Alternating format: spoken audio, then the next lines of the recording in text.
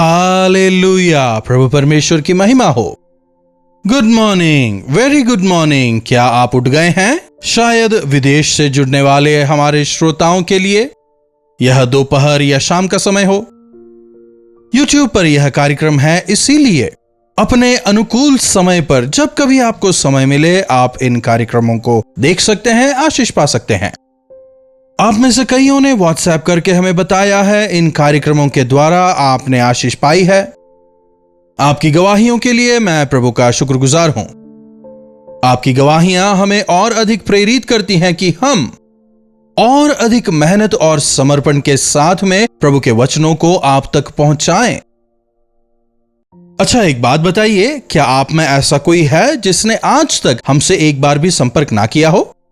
अगर ऐसा कोई है तो मैं आपसे जरूर से अनुरोध करूंगा कि आप फोन उठाएं और हमें 9884907779 पर व्हाट्सएप करें।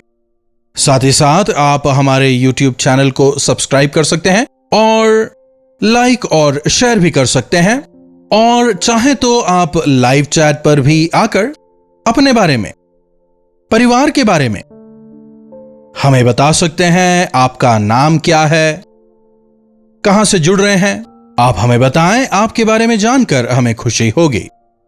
तो आइए देखें आज प्रभु हमसे क्या कहना चाहते हैं। प्रार्थना। महापवित्र परमेश्वर प्रभु, आज दोबारा हम आपसे सुनना चाहते हैं। इस संसार में आपके गवाह होकर परिवार के साथ आपका अनुकरण करने में आप हमारी मदद करें। हमारे जीवनों द्वारा आपको महिमित करने में हमारी मदद करें। अपने वचन द्वारा हमसे बात करें। यीशु के नाम से प्रार्थना मांगते हैं, आमीन। क्या आमीन कहा? कहिएगा। चाहे सोशल मीडिया हो, चर्च हो या फिर फैमिली प्रेयर, चाहे कोई भी कभी भी कहीं भी प्रार्थना करे, आमीन का मतलब जो प्रार्थना किया गया है वैसा ही हो। तो जब एक प्रार्थना करता है और सब आमीन कहते हैं, सबने प्रार्थना की कहकर प्रभु उसे स्वीकारते हैं और प्रार्थनाओं का जवाब देते हैं। इस संसार में ऐसी कई सारी चीजें हैं जिन्हें हमें सीखना चाहिए। सबसे बढ़कर परमेश्वर के विषय सीखना है। हमारे परमेश्वर तुम्हारे परमेश्वर नहीं, सभी मानते हैं कि परमेश्वर एक ही है। उस सृष्टिकर्ता के विषय, उन सर्वाधिकारी सर्वशक्तिशाली परमेश्वर के विषय हमें जानना चाहिए। यदि उत्पत्ति पढ़ें तो जानेंगे कि वे कहां से आए, कब आए, परमेश्वर कब पैदा हुए। यह क्या सवाल हुआ? आदि और अंत मैं ही हूं। अगर आप एक सर्कल बनाएं तो उसकी शुरुआत या उसका अंत कहां पर है, क्या आप बता सकते हैं? नहीं बता सकते। वैसे ही परमेश्वर भी अनादिकाल से हैं। और जब परमेश्वर ने आदि में सृष्टि की, उन्होंने सब कुछ भला बनाया। भला है, भला है। किसके लिए सृष्टि की? हमारे लिए ही। छठवें दिन वो मनुष्यों की सृष्टि करते हैं। जमीन की मिट्टी से वो एक पुतला बनाकर उसके नथनों में श्वास फूंकते हैं। उनकी श्वास हम में है, इसलिए हम परमेश्वर से संबंधित हैं, हम उनकी संतान हैं। शरीर की तो मृत्यु होती है, लेकिन आत्मा की मृत्यु नहीं होती। सारे अधिकार को वो आदम को दे देते हैं।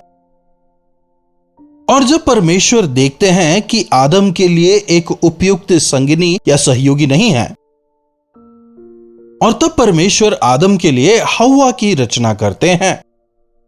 हव्वा यानी आदि माता। अदन की वाटिका में एक बेहतरीन जीवन जी रहे थे आदम और हव्वा। मनुष्य का अकेला रहना अच्छा नहीं कहकर उसके लिए एक उपयुक्त सहयोगी को प्रभु देते हैं। दो अकेले लोगों को साथ में लाकर परिवार बनाना परमेश्वर की योजना है। लेकिन आजकल लोगों को लगता है विवाह एक सबसे बड़ा सरदर्द है, परिवार एक बहुत बड़े बोझ की तरह है। भले ही हमें ऐसा लगे, लेकिन विवाह सब में श्रेष्ठ है। विवाह के जरिए ही परमेश्वर सृष्टि को फलवंत कर रहे हैं, संतानोत्पत्ति हो रही है। आदि में पृथ्वी पर केवल 2 ही लोग मौजूद थे, लेकिन फिर 2 से 3 से 4 से 10 और आज अराउंड 8.2 बिलियन पीपल कैसे उत्पन्न हुए? संतानोत्पत्ति द्वारा। परिवार परमेश्वर की योजना है। पति पत्नी। क्या आपका विवाह हुआ है? क्या एक परिवार के रूप में आप आनंदित हैं? शांति समाधान से हैं? पर आज देखिए, अनेक घरों में झगड़े होते हैं। पति पत्नी के मन जुड़े हुए नहीं हैं। झगड़ा अनबन अंततः कोर्ट। अलग होकर जीना, अकेले जीना, ऐसे क्यों होता है? क्या आप जानते हैं? क्योंकि शैतान को परिवार पसंद नहीं है।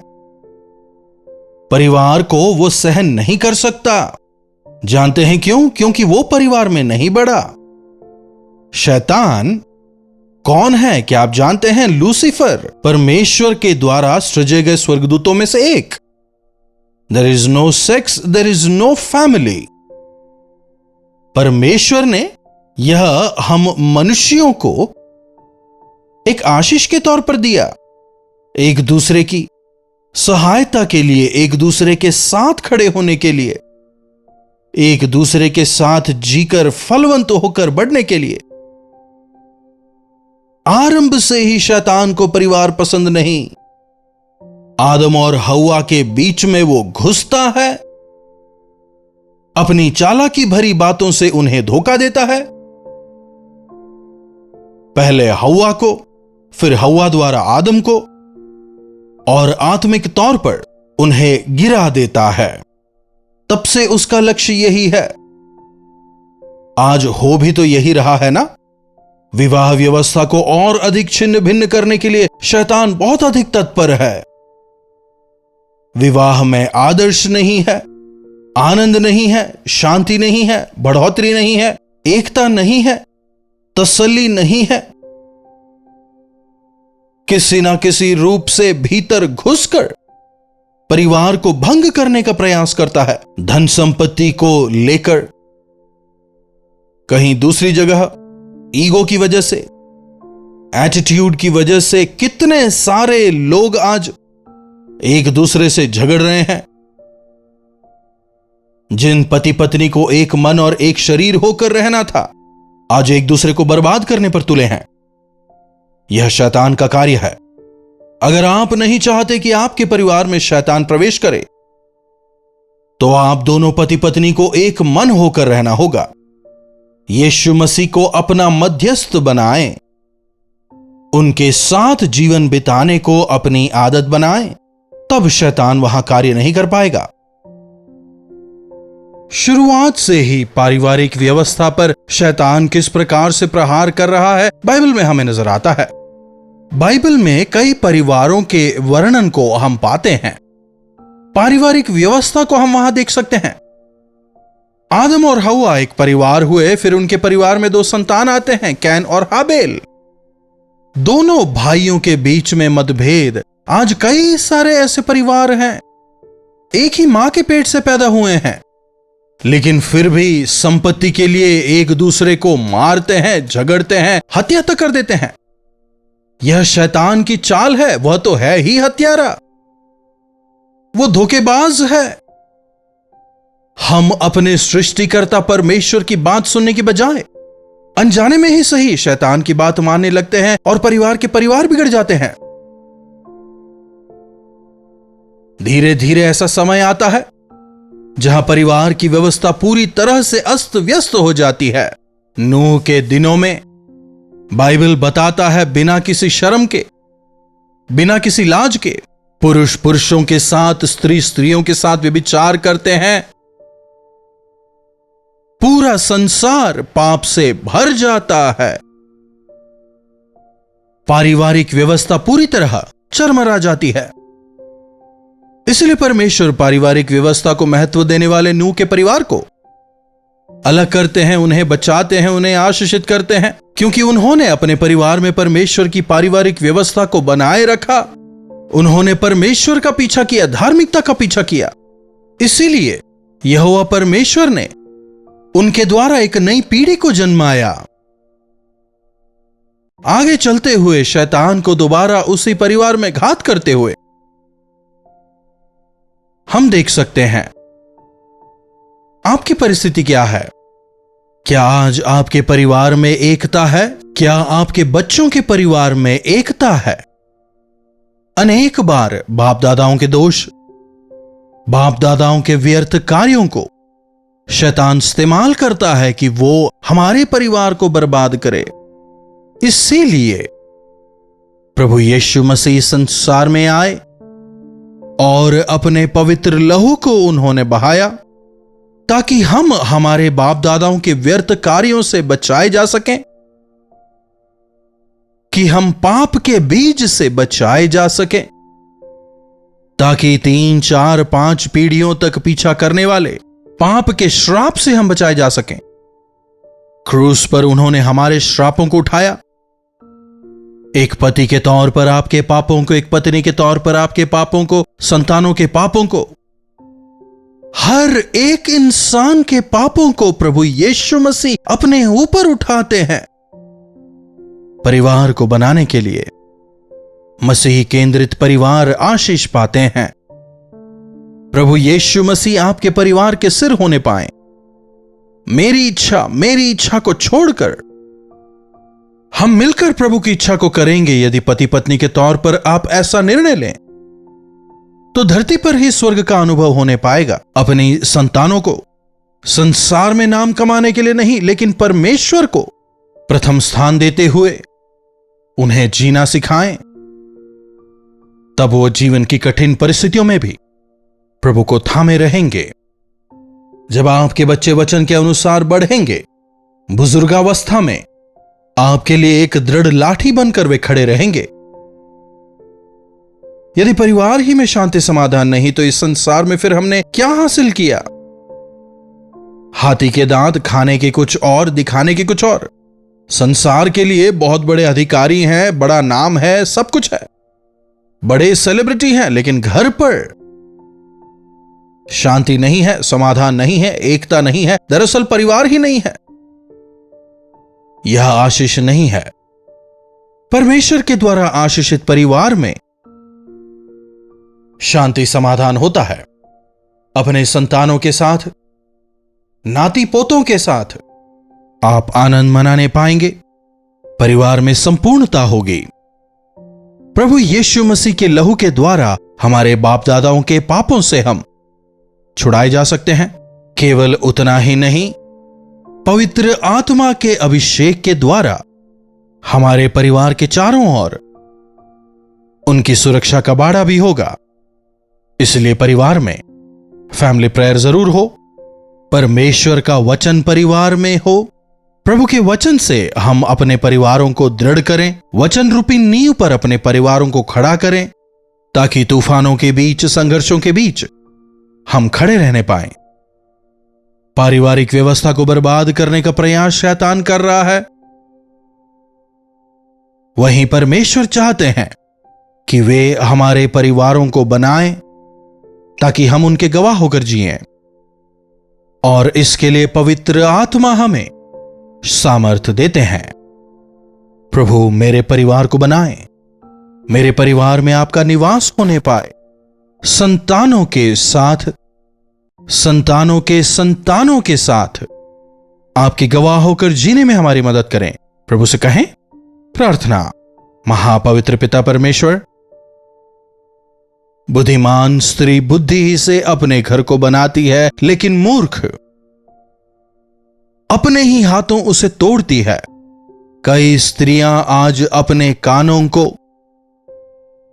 शैतान की बातों पर लगाकर अपने ही हाथों अपने परिवार को शैतान के बहकावे में आकर बर्बाद कर बैठती हैं। पुरुष जो कि परिवार के मुखिया हैं, गैर जिम्मेदार होकर अपनी मनमर्जी करते हुए अपने परिवार को अपने ही हाथों तबाह कर बैठते हैं। चाहे पुरुष हो या स्त्री, दोनों ही की जिम्मेदारी है कि वे अपने परिवार को मिलकर बनाएं। सबसे पहले अपने परिवार में प्रभु को स्थान दें। होने दें प्रभु कि दोनों पति पत्नी इस बात को समझकर वचन पर आधारित होकर अपने परिवार का निर्माण करने पाएं और इस संसार में आपके गवाह होकर, जीवित पत्री होकर जीने का अनुग्रह हमें से एक एक को दें। प्रार्थना यीशु के नाम से मांगते हैं, आमीन। अब हमारे पिता परमेश्वर का प्रेम, प्रभु यीशु मसीह का अनुग्रह, पवित्र आत्मा की संगति और सहभागिता हमें से प्रत्येक के साथ आज, कल और सदा सर्वदा बनी रहे, आमीन। प्रभु की महिमा हो। कैसा है आपका परिवार? क्या आपके परिवार में संघर्ष हैं, परेशानियां हैं? याद रखें, प्रभु यीशु मसीह में आपको छुटकारा है। वे आपसे प्रेम करते हैं, आपके परिवार से प्रेम करते हैं, आपको आशीषित करने की इच्छा रखते हैं। आप प्रार्थना करें, और यदि आप चाहते हैं कि हम आपके लिए प्रार्थना करें तो 9884907779 पर व्हाट्सएप वॉइस मैसेज या टेक्स्ट के द्वारा आप अपने प्रार्थना विषयों को हमें भेज सकते हैं। हम अवश्य आपके लिए प्रार्थना करेंगे। पवित्र आत्मा यकीनन आपके जीवनों में और आपके परिवारों में चमत्कार करेंगे, छुटकारा देंगे। आज कई सारे परिवार दोबारा से एकजुट होकर, आनंदित होकर, एक साथ मिलकर जीवन बिता रहे हैं। यह केवल प्रार्थनाओं का प्रतिफल मात्र है और कुछ भी नहीं। इसलिए यकीनन विश्वास के साथ में प्रार्थना करें। प्रार्थना के जवाब को आप जरूर पाएंगे। आपकी आत्मिक बढ़ोतरी के लिए हम 2 नए कार्यक्रमों को लाए हैं, सच्ची घटनाएं और क्या आप जानते हैं। ये कोई बहुत लंबे चौड़े कार्यक्रम नहीं है, बहुत ही छोटे छोटे कार्यक्रम ये हैं। वह भी केवल हफ्ते में एक बार हम इन्हें अपलोड करते हैं, तो आप जरूर इन्हें देखें। आत्मिक तौर पर बलवंत होकर विश्वास के जीवन में लगातार बढ़ते चले जाएं। इन्हीं वचनों के साथ आज मैं आपसे विदा लेना चाहूंगा। हमारे दोबारा से मिलने तक प्रभु का अनुग्रह हम में से हर एक पर बना रहे। कल्वरी दर्शन, ये है प्रेम के दर्शन, यीशु प्रेम के दर्शन।